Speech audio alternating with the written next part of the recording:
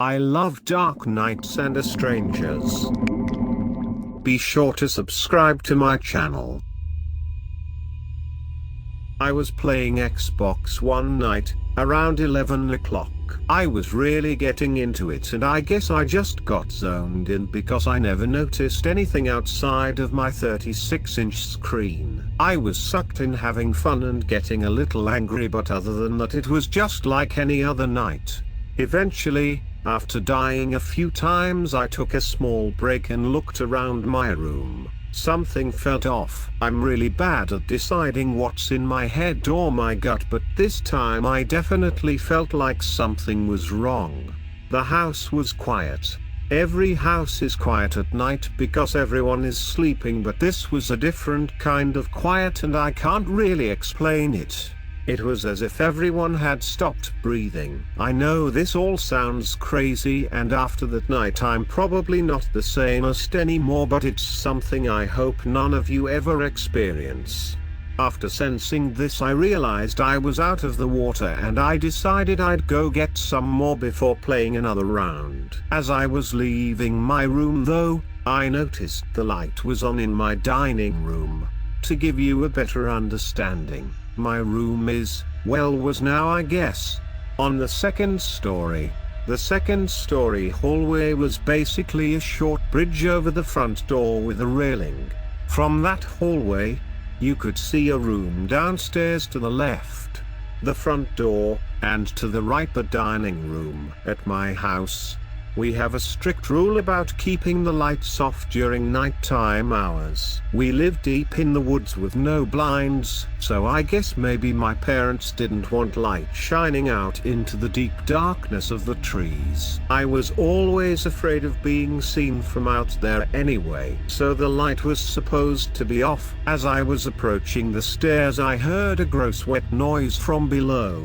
Now my therapist says I have PTSD, so from this point on I apologize about bad spelling from my adrenaline rushing about this memory. The noise lasted about a second, but I know I heard it. I gripped my aluminium water bottle tight and slowly descended the stairs. On the way down I heard another noise, a snap. Like when you snap a twig, but it sounded hard and rough. Too rough to have been a twig, something much denser. I got down to the floor and crept toward the wide doorway of my dining room. What I saw is stuck in my fucking head to this day. I'll never forget the agony, fear, anger, sadness all at once. On the dining room table were plates, and on the plates were my sister, father, mother, and brother's heads. Blood was all over the floor and their bodies in a twisted mangle in the corner. All while a man in all black pulled the skin off my 8-year-old brother's bone. He was smiling. I know he was smiling. Through that pig mask, I could see the light reflecting off his eyes. They were bright, happy. I screamed something, a sound between animal and human, and ran at his, part in fear, part in anger and remorse. I positioned my water bottle like a tiny battering ram and rammed it into his chest. He took the blow and landed with me, on his back.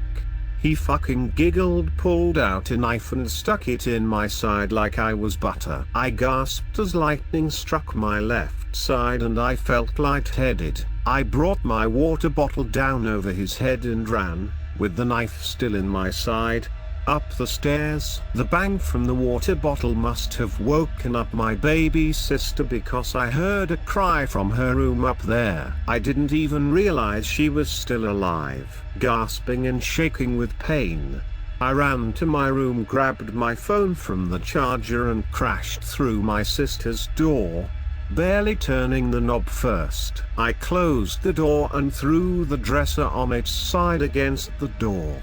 Meanwhile, my little sister was hysterical. I didn't know what to do. I fumbled with my phone's lock screen and caressed my sister's head, whispering, "It's gonna be okay." Truth is, I didn't think it was gonna be okay. I was losing blood, even with the knife still in it to reduce the flow. I knew the wiggling from running had opened it. I made a quick decision. I took the knife out, The blade was relatively small, maybe 3 inches, but the blood poured out like current. I finally dialed 911 through shaky hands and applied a blanket to my wound.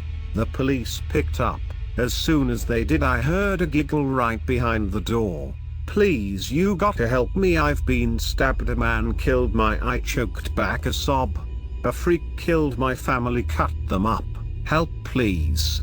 The doorknob was wiggling vigorously now, and I saw a blade punch through the door as if it were made of cardboard.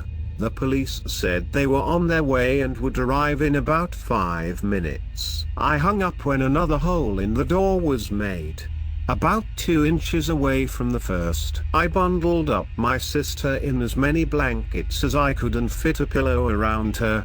Careful not to suffocate her, I made a small opening enough for her crying face to be visible. I was going to save her no matter what it took. I opened the window and threw her mattress on the ground outside.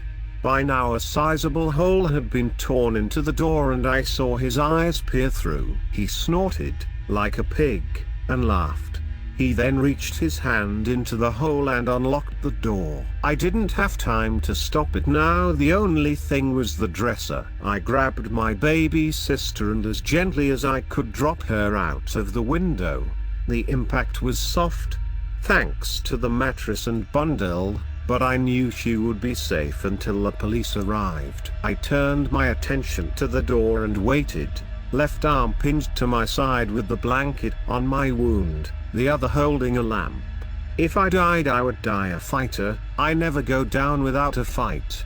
The pig mask man shoved the door and the dresser was flung to the side. At that moment I heard sirens and the familiar sound of gravel crunching outside. He pounced towards me and I swung the lamp. It impacted on his mask and broke into shards.